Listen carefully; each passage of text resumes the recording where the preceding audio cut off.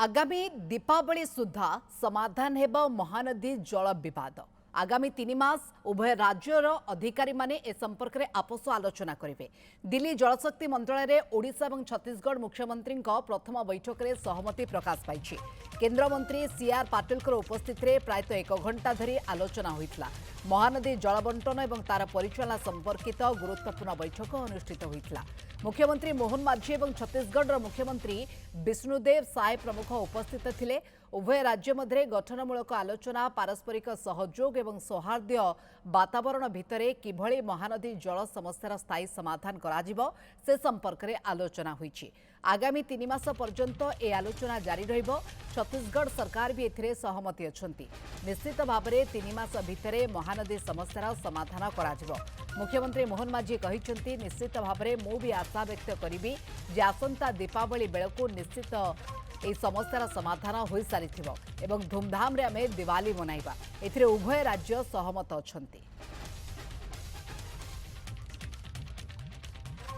मंत्री श्री सीआर पाटिल जी अध्यक्षतार एवं राज्य मंत्री उपस्थिति रे छत्तीसगढ़ माननीय मुख्यमंत्री श्री विष्णुदेव साय तांको उपस्थिति रे महानदी जल बंटन एवं तार परिचालना संबंधी गुरुत्वपूर्ण बैठक अनुष्ठित होता। से ओडिशा सरकार तरफ मुझे उपस्थित थी, मोर अधिकारी माने समस्ते उपस्थित थिले।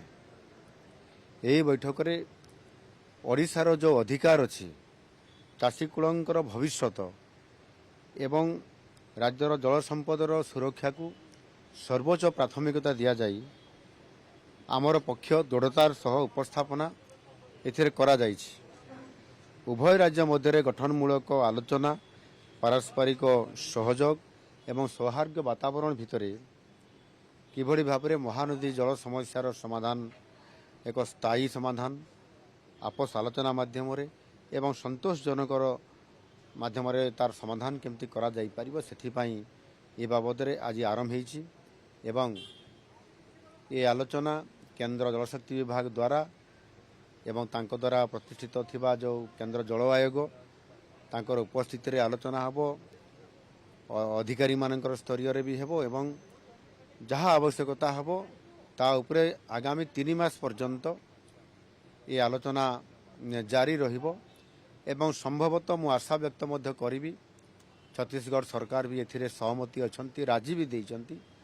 निश्चित भाव में ये 3 मास भितर छत्तीसगढ़ एवं ओडिशा भितर जो महानदी जल उपरे, जल बंटन उपरे, तार परिचालना उपरे, तार सुरक्षा उपरे जो समस्या गुड़िक अच्छी ताकू समाधान कराजिबो। एवं निश्चित भाव में मुझे आशा व्यक्त करी जे आसंता जो दिवाली अच्छी, दीपावली अच्छी, सेते बेलकु निश्चित भाव में समस्यार समाधान होइतिबो एवं धूमधाम रे आमे दीपावली मानिया पई मध्य निश्चित भाव में एथिरे उभय राज्य सहमति अछि।